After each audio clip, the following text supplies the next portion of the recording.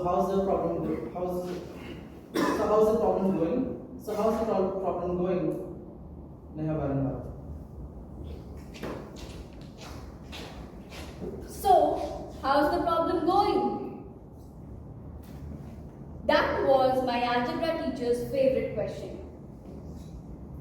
And in 6th grade, it was also the question that haunted me and my nightmares.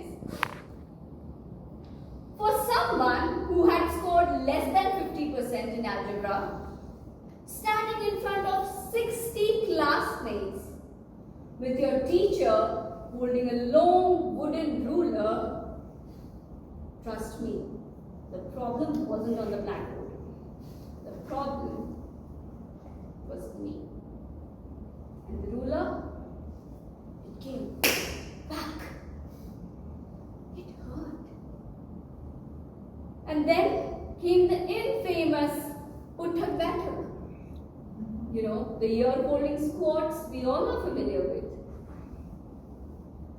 Ladies and gentlemen, I wasn't just failing math, I was also moonlighting as the school's Zumba instructor. Squatting in front of the class. Well, algebra wasn't terrible. It was just confusing. You know, all of a sudden, my math notebook had more letters than numbers. X, Y, Z. I once thought that I had brought my English notebook to a math class. You know, it was confusing. At home, my father tried hard to help. His approach, patient explanation. My approach, serious nodding. While secretly, I was wondering what's mom cooking for dinner. You know, the foodie in me was more excited than the math nerd, if there ever was any. And talk about my teacher. She had the eyes of a hawk, with the ability to spot empty notebooks from 5 rows away. You know, once in class, I tried to pull in my signature stunt. I dexterously, slipped my empty notebook underneath the textbook, thinking she wouldn't notice. But right then, like a Batman, she appeared right next to me, peeking into my notebook and asking again, "So, how is the problem going?" Well, she knew very well I had nothing in there. And I wanted to say, the problem, madam, is me. I of course didn't for fear of retribution from her. But then, her silence there was scary. It was scarier than math. It was eerie, with the promise to continue to haunt my report cards and my nightmares. A second stunt that I pulled in algebra was during the unit tests. You know, my responses felt more like cave drawings and paintings.